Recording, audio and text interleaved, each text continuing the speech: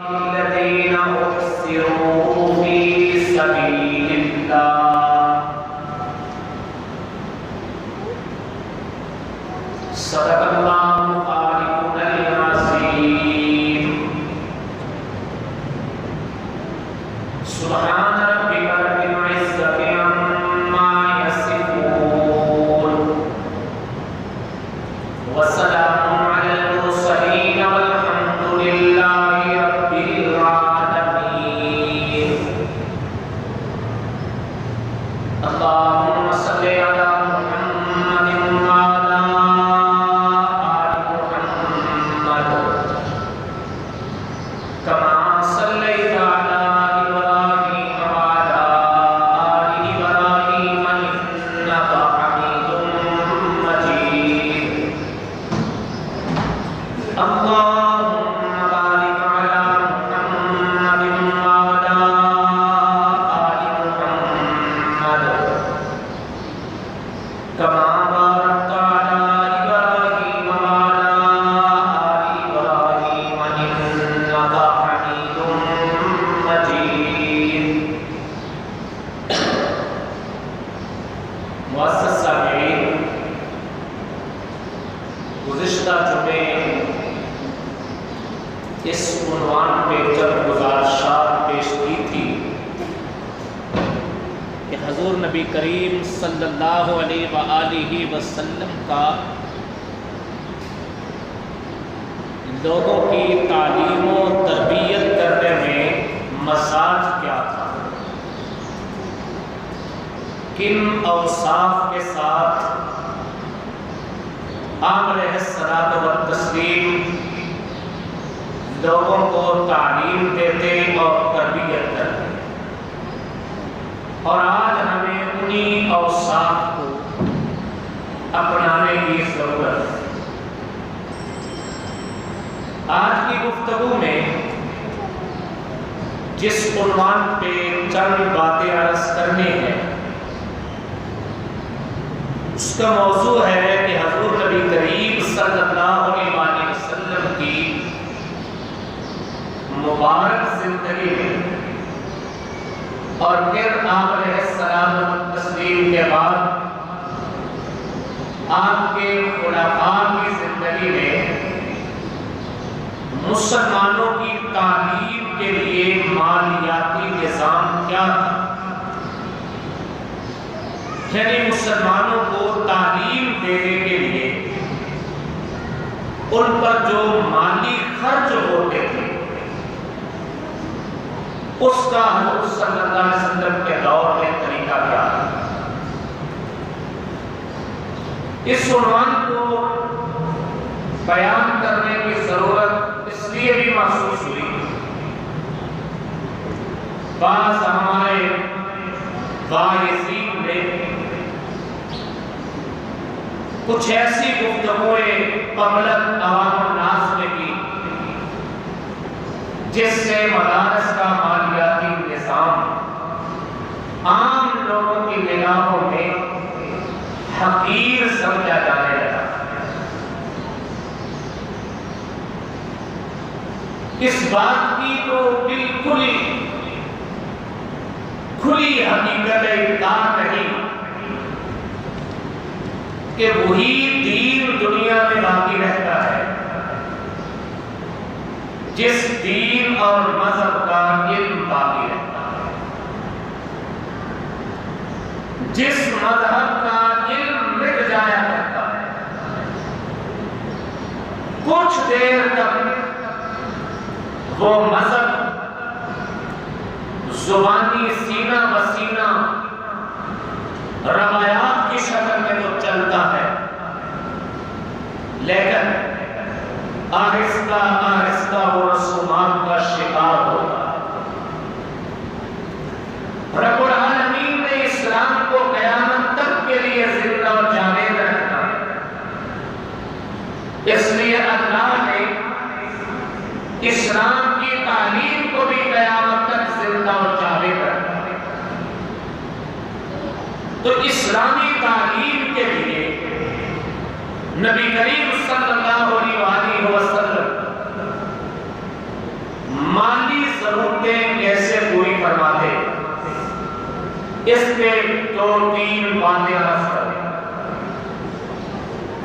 جس وقت مسلمانوں کی پہلی جنگ غزوہ بدر ہوئی، غزوہ بدر میں رب العالمین نے ایمان والوں کو کھلی فتح عطا فرمائی اور کفار کو بدترین شکست ہوئی۔ 70 کے قریب کفار مارے گئے اور اسی کے لگ بھگ قیدی ہو گئے۔ ان قیدیوں کے بارے میں پیغمبر پاک صلی اللہ علیہ وسلم نے مشاورت کی، اپنے احباب سے رائے کی ان قیدیوں سے کیا سلوک کیا جائے۔ اس رائے میں ایک رائے یہ آئی، ان قیدیوں کو قتل کر دیا جائے تاکہ کفار کو سخت نصیحت جائے، پیغام جائے کہ ہم نے مسلمانوں کو تنگ نہیں کرنا۔ ایک رائے یہ آئی، ان قیدیوں کو فدیہ لے کے چھوڑ دیا جائے۔ حضور نبی پاک صلی اللہ علیہ وسلم نے فدیہ لے کے چھوڑنے کی رائے کو قبول فرمایا اور اعلان ہو گیا کہ یہ 70 قیدی ان کے ورثاء فدیہ لے کے آئے، فدیہ لے کے آ رہے ہیں۔ آپ علیہ الصلوۃ والتسلیم نے یہاں ایک راستہ یہ نکالا، جو لوگ قیدیوں میں لکھنا جانتے ہیں، پڑھنا جانتے ہیں، وہ نقدی کی شکل میں کوئی رقم نہ جمع کرائے، وہ سونے چاندی کی شکل میں کوئی رقم جمع نہ کرائیں، بلکہ ان کا فدیہ یہ ہے کہ وہ مسلمانوں کے کتنے آدمیوں کو تعلیم دے، انہیں لکھنا پڑھنا سکھائے، اور پھر ان کو بعد میں جو لکھنا پڑھنا جانتے تھے انہوں نے اپنی جان کے فدیہ کے طور پہ مسلمانوں کے افراد کو لکھنا پڑھنا سکھایا۔ اس سے ایک بات بڑی اہم سامنے آئی کہ حضور نبی کریم صلی اللہ علیہ وسلم کے پیش نظر ایمان والوں کی تعلیم بڑی اہمیت رکھتی تھی۔ مسلمانوں کے ناخواندہ افراد جو لکھ نہیں سکتے، پڑھ نہیں سکتے، وہ کم از کم لکھنا پڑھنا جاننے لگے تو تعلیم کا میدان حضور صلی اللہ علیہ وسلم نے لوگوں کے سامنے واضح فرمایا۔ اور پھر جس وقت مسجد نبوی بن گئی، آپ علیہ الصلوۃ والتسلیم نے مسجد نبوی کے ایک کونے میں ایک چبوترا بنایا۔ چبوترا کو یوں کہنے جسے ہم اپنی زبان میں تھڑا کہتے ہیں، کہ ایک حصے کو اونچا کر دیا، باقی حصہ کی نسبت تھڑا بن گیا۔ اس تھڑے پہ اسے مقام صفہ کہا جاتا ہے۔ صفہ بڑا خوبصورت نام، کسی بھی ادارے کا اس سے خوبصورت نام نہیں ہو سکتا۔ صفہ کہتے ہیں چنی ہوئی جب شے کو، منتخب شے کو، صاف شے کو۔ یہ صفہ کا لفظ قرآن پاک نے انبیاء کے لیے بولا، ان اللہ اصطفیٰ آدم و نوح و آل ابراہیم و آل عمران۔ اللہ نے آدم، ابراہیم، آل عمران ان سب کا استفاء کیا، اور حضور نبی کریم صلی اللہ علیہ وسلم کے اسماء گرامی میں ایک آپ کا لقب ہے مصطفیٰ۔ مصطفیٰ چنی ہوئی ہستی، منتخب ہستی۔ حضرت مریم کے بارے میں قرآن کریم میں فرمائی، قالت الملائکہ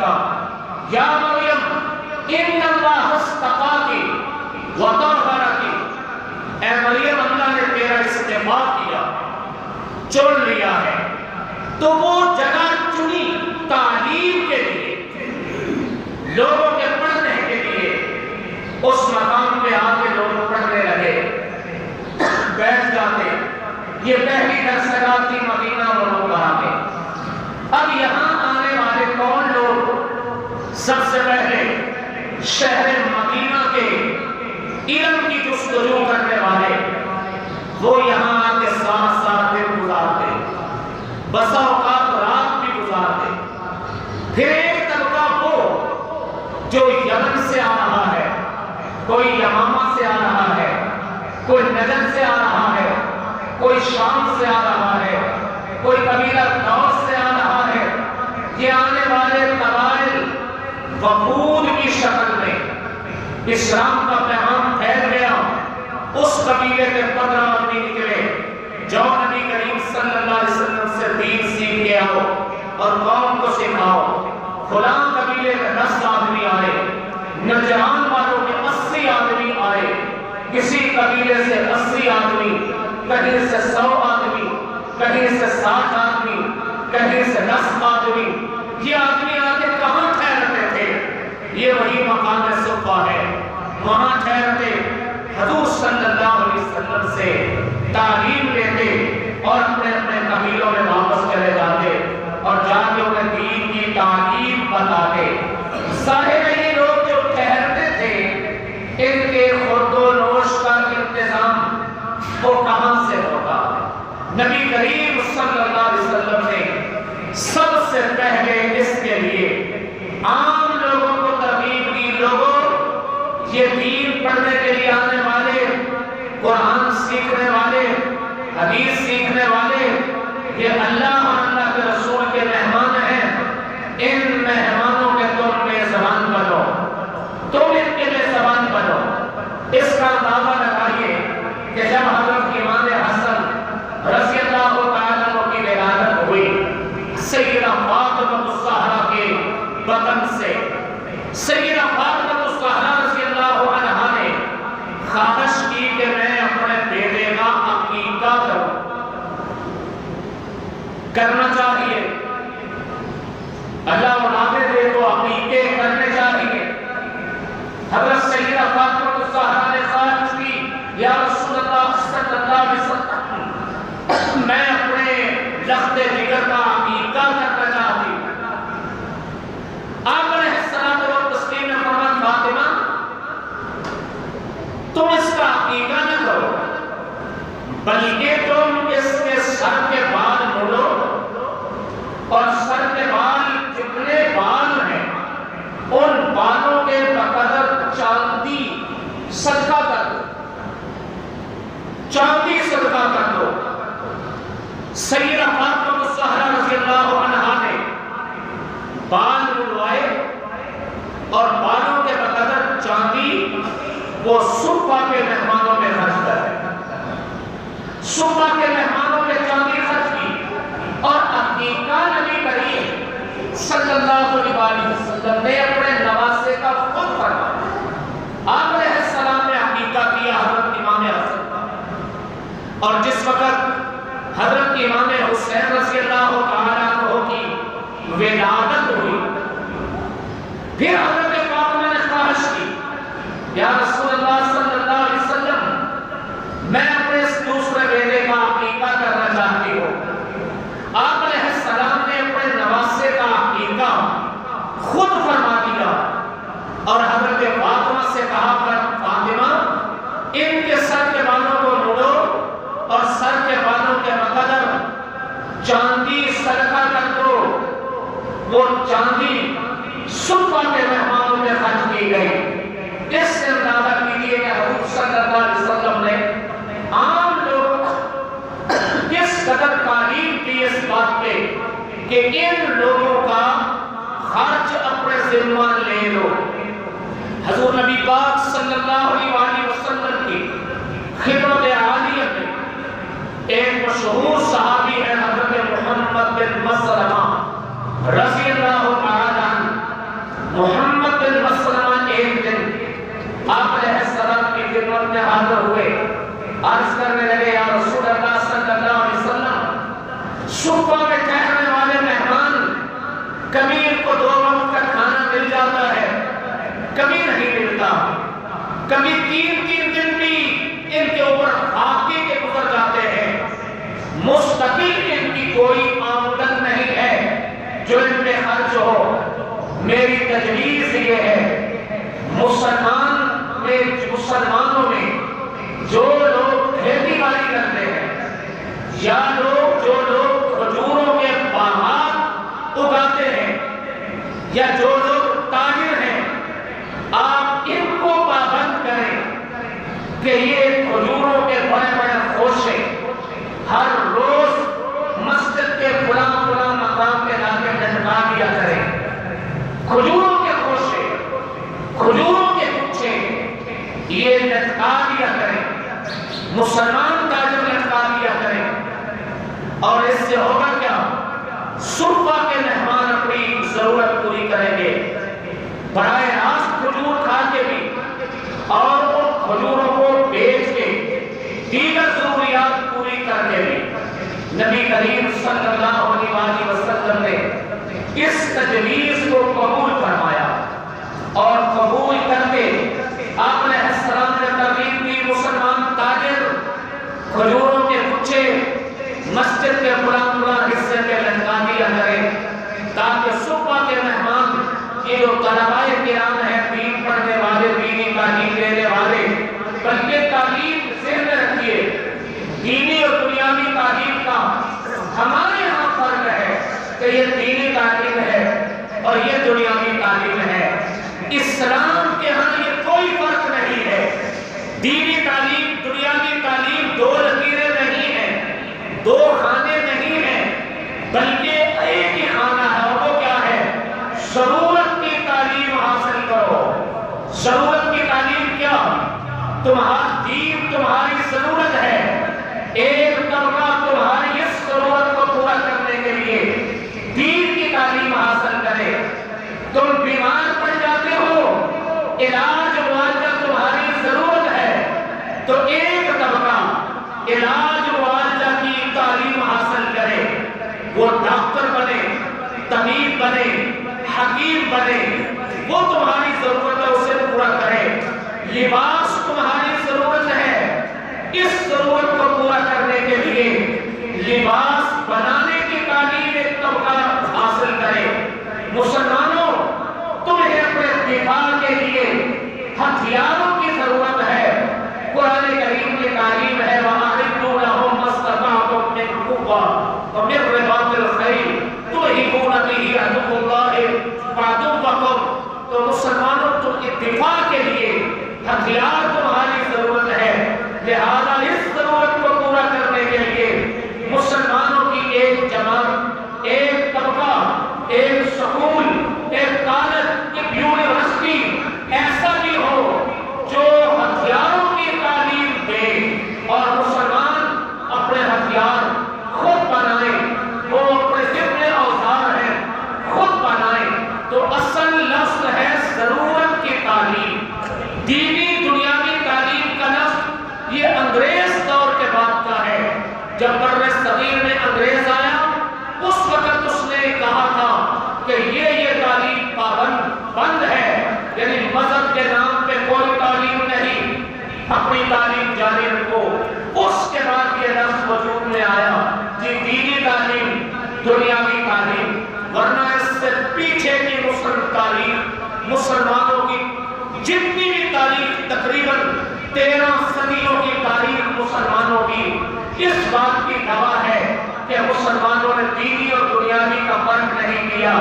ایک ہی درسگاہ سے عالم بھی بن کے نکلتا، اسی درسگاہ سے کیمیا کا استاد بھی بن کے نکلتا، اسی درسگاہ سے وقت کا غزالی بھی نکلتا، اسی درسگاہ سے ابو علی سینا بھی نکلتا، اسی درسگاہ سے امام رازی بھی نکلتا، اسی درسگاہ سے امام قرطبی بھی نکلتا۔ تو یہ تھی مسلمانوں کی تعلیم۔ یہ آج ہمارے ہاں فرق ہے۔ ہاں البتہ حضور نبی کریم صلی اللہ علیہ وسلم نے ایک فرق تعلیم کا ضرور کیا ہے، وہ کیا ہے؟ 2 لفظ ہیں، علم نافع اور علم زار۔ علم نافع کا مطلب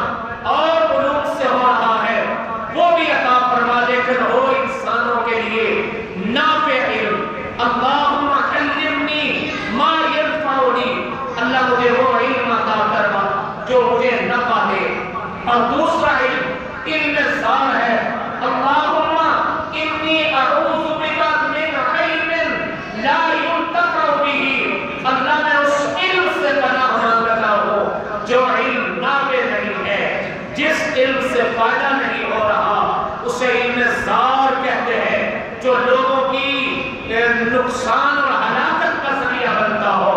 اب کوئی شخص اگر قرآن و سنت کا عالم بن کے لوگوں کو گمراہ کرے تو قرآن و سنت کا علم نافع نہیں، وہ علم زار ہے۔ اور ایسے ہی اگر کوئی شخص ڈاکٹر طبیب حکیم بن کے انسانیت کی جیلیں کاٹنے لگ جائے، ان کے بدنوں کو کاٹنے لگ جائے، تو وہ علم نافع نہیں، وہ علم زار ہے۔ تو علم کی یہ تقسیم آج ہم نے کی ہے کہ علم دنیاوی علم یا دینی علم، تقسیم اگر کوئی ہے تو وہ یہ ہے کہ علم نافع مانگنا چاہیے، علم زار نہیں مانگنا چاہیے، علم نافع جس سے انسانیت کو فائدہ ہو رہا ہے۔ کیا خیال ہے؟ ایک ڈاکٹر جو خدا ترسی کی بنیاد پر مریض کو چیک کرتا ہے اور وہ پوری خلوص کے ساتھ دیانتداری کے ساتھ اس نتیجے پہ پہنچتا ہے کہ اس مریض کو فلاں آدمی نے جو 5 سال ٹیسٹ لے کے لیے ہے، ان کی کوئی ضرورت نہیں، ان ٹیسٹوں کی کوئی ضرورت نہیں، اور وہ سب پہ نتیجہ پھیر دیتا ہے کہ کوئی ضرورت نہیں آپ کو ان ٹیسٹوں کی، ان ٹیسٹوں پہ آپ کو 25-30 ہزار روپے لگ جائے گا، آپ کے گھر میں تو 2 وقت کے کھانے کی گنجائش نہیں، آپ البتہ یہ علاج کریں۔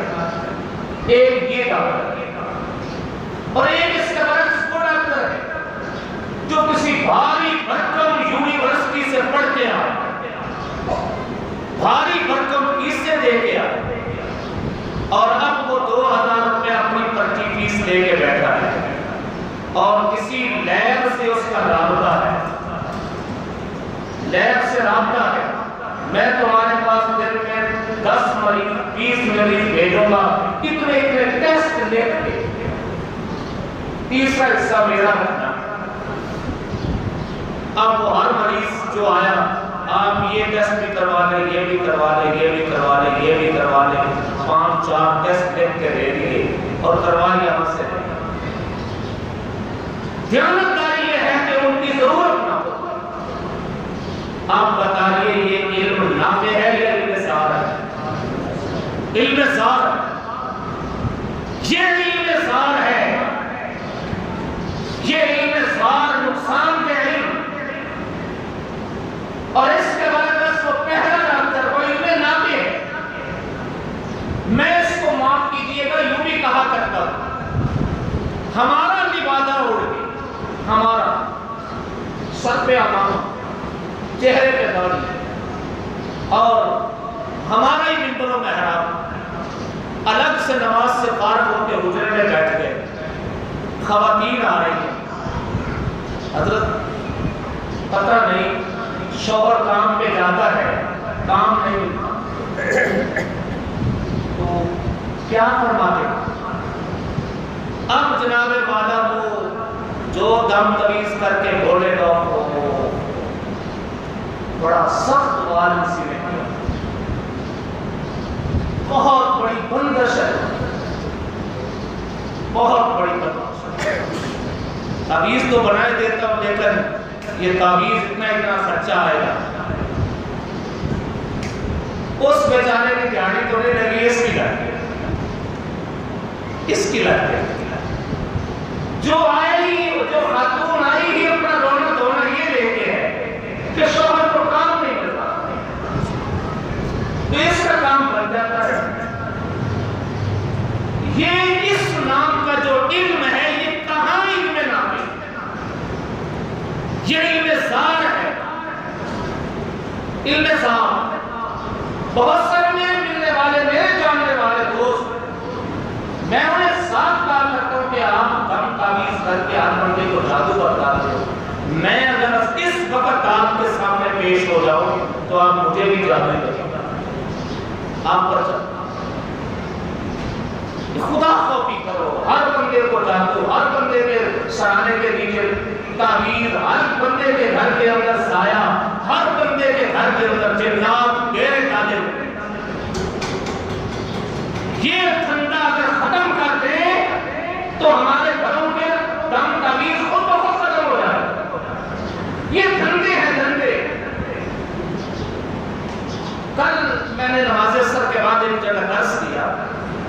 ایک نوجوان آیا اور اس نے کہا پرسوں میرے والد صاحب وفات پا گئے، تو میں آج والد صاحب کل بھی گیا ہوں قبر پہ، آج بھی گیا ہوں گجرانوالہ بڑے قبرستان میں۔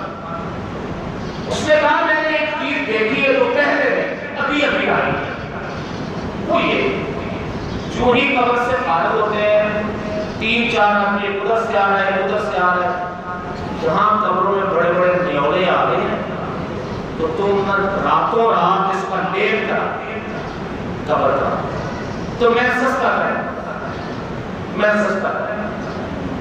اس نے کہا جی میں نے لیٹ کروا دیا۔ اگلے دن کے بعد اس نے کہا جی آج گیا تو وہاں سوراخ تھا، ایسے لگتا ہے جیسے وہ پائپ داخل کر کے سوراخ کیا، تو جو ہی قبر سے ہٹ کے گیا ہو تو وہی آگے 3-4 اور گورٹن پہلے دن ہی دیکھوں جہاں سے نیولا اندر گیا اور وہ میت کو کاٹے گا۔ یہ جو کل آپ نے کروایا نا لیب جس آدمی سے، یہ ٹھیک نہیں ہوا، یہ بالکل نہیں ٹھیک، میں صرف 500 زیادہ دوں گا ٹھیک کر۔ اب وہ حیران ہوگا کہ یہ نیولے بندے خود بن گئے ہیں، یہ واقعی نیولے آ گئے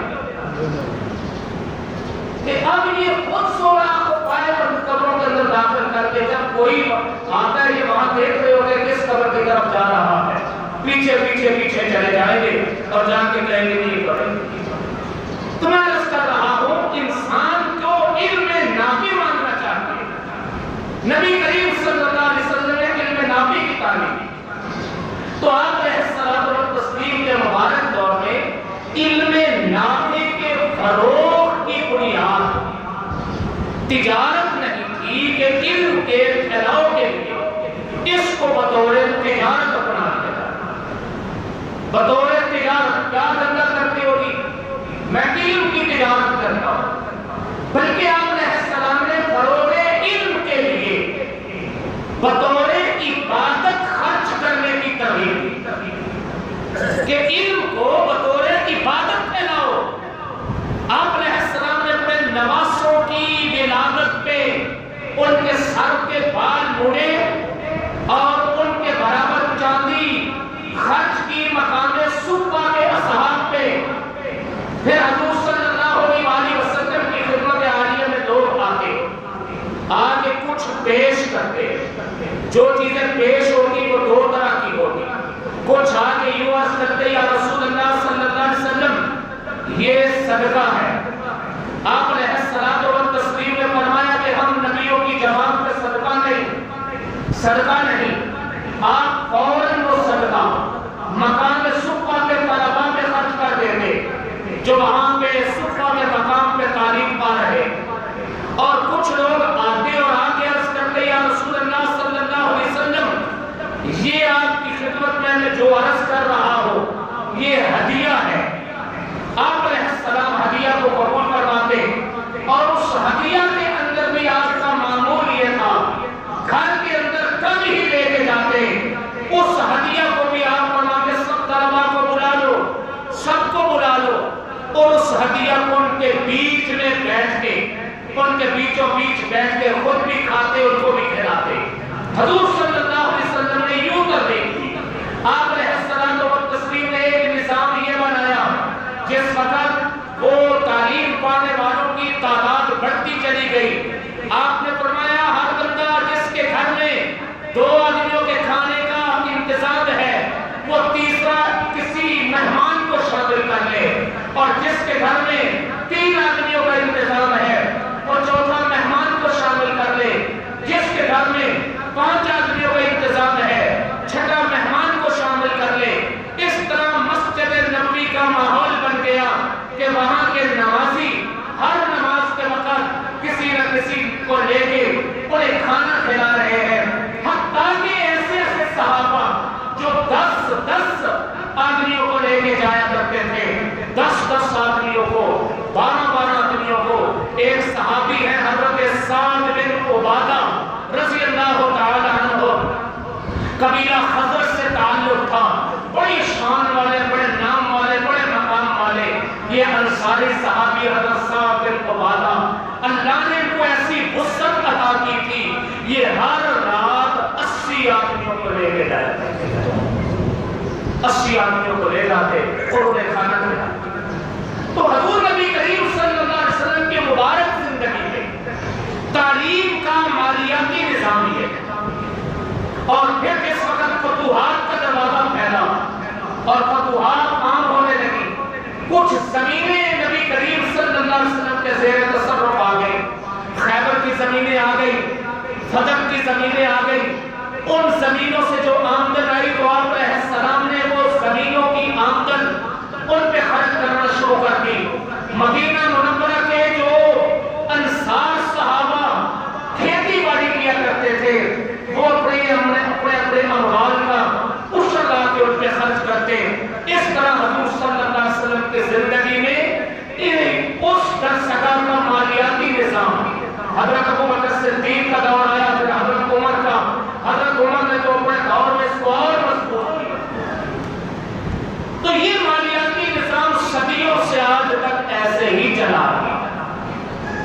بڑی حیرت ہوئی مجھے بیان سن کے، ہیں ہمارے بڑے بزرگ واعظ مبلغ مولانا طارق جلیل صاحب نے باب ان کی زندگی میں برکت پیدا فرمائے، ہزاروں لوگوں کی ہدایت کا ذریعہ بنے، لیکن ہے تو امت ہی، ہے تو انسان بھی، معصوم نہیں ہے۔ معصوم علمی طور پہ کردار میں بڑے صاف ہے، اللہ نے بڑا کردار باکردار نے بنایا، لیکن علمی طور پہ تو بڑی بڑی شخصیات پھسل جاتی ہیں، بڑی بڑی شخصیات سے علمی طور پہ خدائی ہو جاتی ہے، علمی طور پہ لغزش ہماری گمراہی کا ذریعہ تک اس وقت ہم بنتے ہیں جب ہمیں مسئلہ بتانے میں کوئی لغزش نہیں ہو سکتی، نہیں ہو سکتی ہے۔ جب یہ سوچ بنتی ہے تو وہ تو ایک امتی ہے، وہ سرکار امام اعظم ابو حنیفہ جن کی ہم تقریر کرتے ہیں، انہوں نے ہزاروں مسئلوں میں رجوع کیا، مسئلہ بتایا، بعد میں تحقیق ہوئی کہ نہیں، رجوع کر لیا۔ کبھی اپنے شاگردوں کے فتویٰ کی طرف رجوع کیا۔ مولانا اشرف علی تھانوی رحمۃ اللہ علیہ ان کی زندگی کے بہت سارے فتویٰ لیا، کچھ عرصہ بعد تحقیق کی تو رجوع کر لیا۔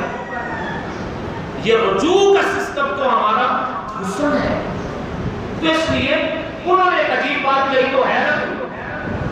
وہ بیان ان کا چلا، لوگوں نے بڑا سنا کہ جی مدارس کو زکوٰۃ کے نظام سے، عشر کے نظام سے نکلنا چاہیے۔ بڑی نبی علیہ السلام کی مبارک زندگی میں نہیں نکلے، خلفائے راشدین کے زمانہ میں نہیں نکلے، بعد سے لے کے آج کی تاریخ تک نہیں نکلے، دارالعلوم دیوبند اس کی بنیاد سے نہیں نکلے، خود رائے علم مرکز نہیں نکلا۔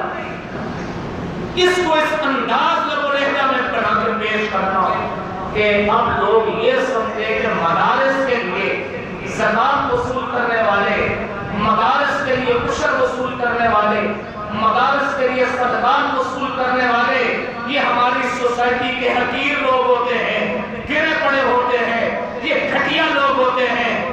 اس انداز میں اس بات کو پیش کرنا تو یہ بات مسئلہ کی روح سے بھی غلط ہے، مصلحت کی روح سے بھی غلط ہے، مسئلتاً بھی غلط ہے اور مصلحتاً بھی غلط ہے۔ تو مسلمانوں کا جو تعلیمی نظام ہے، اس کا مالیاتی سسٹم، میں پورے شرح صدر سے کہہ رہا ہوں، کوئی آدمی نبی کریم صلی اللہ علیہ وسلم کے زمانہ سے پڑھنا شروع کر دے، تاریخ کا طالب علم بن گئی، جنہیں تاریخ کا طالب علم ہو، وہ مقالہ ریسرچ کرے، تحقیق کرے کہ مسلمانوں کا جو تعلیمی شعبہ ہے، اس کا مالیاتی سسٹم کیا رہا، اس کا مالیاتی نظام کیا رہا، بالخصوص قرآن و سنت کی تعلیم حاصل کرنے والوں کا مالیاتی نظام کیا رہا، حقیقت کھل کے سامنے آ جائے گی۔ اور خود قرآن کریم نے فرمایا لِلْفُقَرَاءِ الَّذِينَ أُحْصِرُوا فِي سَبِيلِ اللَّهِ لَا يَسْتَطِيعُونَ ضَرْبًا فِي الْأَرْضِ، ان لوگوں کے اوپر خرچ کرو، لِلْفُقَرَاء ان فقیروں کے لیے، الَّذِينَ أُحْصِرُوا فِي سَبِيلِ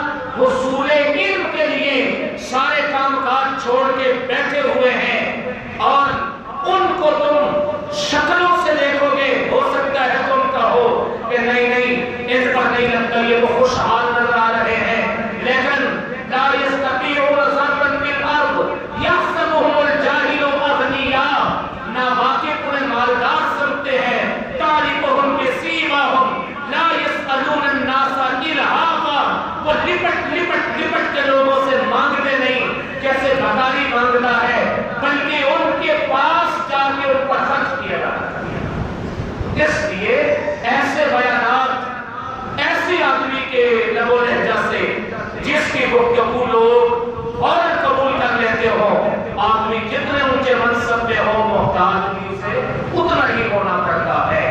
تو یہ ہے مسلمانوں کی تعلیم کا مالیاتی نظام، اول دن سے آج کے دن تک اللہ پاک اسے قائم و دائم رکھے۔